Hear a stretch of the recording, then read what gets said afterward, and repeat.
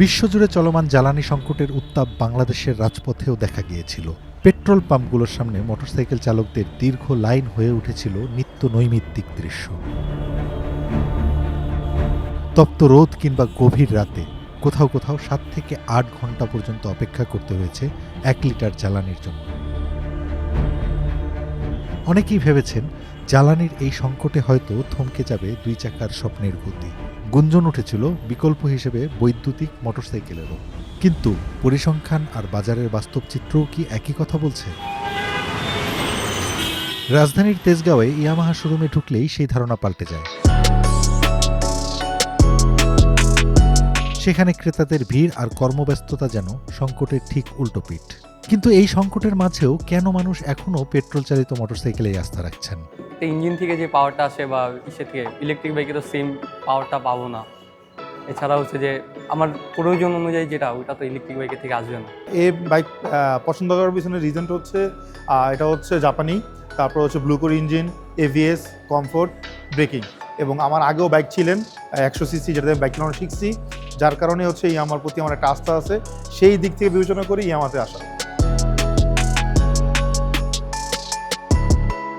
চলতি অর্থবছরের জুলাই 2025 থেকে মার্চ 2026 পর্যন্ত তথ্য বলছে দেশের বাজারে মোটরসাইকেলের বিক্রি 3,14,000 ইউনিট ছাড়িয়েছে, যা গত অর্থবছরের চেয়েও বেশি। এর মধ্যে এককভাবে ইয়ামাহার বিক্রি ছাড়িয়েছে 70,000 ইউনিট। বাংলাদেশের বর্তমান পরিস্থিতি অনুযায়ী মোটরসাইকেল একটা গুরুত্বপূর্ণ বাহন। বাংলাদেশের অধিকাংশ মানুষের যাতায়াতের সময় ট্রাফিক জ্যামে তাদের ব্যক্তিগত সময়গুলো আটকে যাচ্ছে। তো এই সময় সাশ্রয়ী হওয়া এবং যানবাহনের সহজলভ্যতা করার কারণে মোটরসাইকেল একটা গুরুত্ব বাহন হিসেবে ডে বাই ডে এর অনেক বেশি প্রয়োজনীয়তা উপলব্ধি হচ্ছে, যেটা আমাদের কাছে মনে হচ্ছে। যেহেতু ইয়ামাহা একটা জাপানিজ ব্র্যান্ড, এসএম মোটরসের তত্ত্বাবধানে সারা বাংলাদেশে এর অসাধারণ আমরা সার্ভিস সেবা দিয়ে যাচ্ছি। আর আপনারা অবগত আছেন যে গত রোজার ঈদ থেকে আজ অবধি পর্যন্ত আমাদের সবচেয়ে বেশি বাইক আমরা সেল করতে পেরেছি। এসিআই মোটরস এবং ইয়ামাহা মোটরসাইকেল বাংলাদেশ বাইকার বান্ধব একটা প্রতিষ্ঠান, এবং বাইকারদের কথা চিন্তা করে আমরা এবার ঈদে সর্বোচ্চ 15,000 টাকা পর্যন্ত ক্যাশব্যাক অফার দিয়েছি, এবং সেই ক্ষেত্রে অনেক বেশি আমরা সাড়া পাচ্ছি। 150 সিসি সেগমেন্টের একমাত্র হাইব্রিড বাইক হচ্ছে এফজেডএস, এবং এই বাইকটি অনেক বেশি তেল সাশ্রয়ী এবং ফিচার সমৃদ্ধ একটা বাইক, যা বর্তমানে অন্যদের তুলনায় অনেক বেশি কাস্টমার কাছ থেকে আমরা সাড়া পাচ্ছি।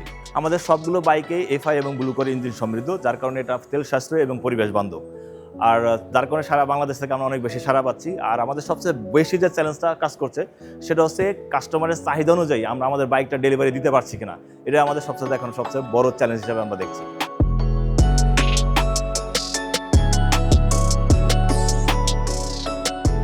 বৈদ্যুতিক মোটরসাইকেলের আলোচনা বাড়ছে ঠিকই, কিন্তু মাঠ পর্যায়ের বাস্তবতা বলছে তেল সাশ্রয়ী, নিরাপদ এবং দীর্ঘমেয়াদে কার্যকর হিসেবে জাপানি মোটরসাইকেলগুলোর আবেদন এখনও অমলিন।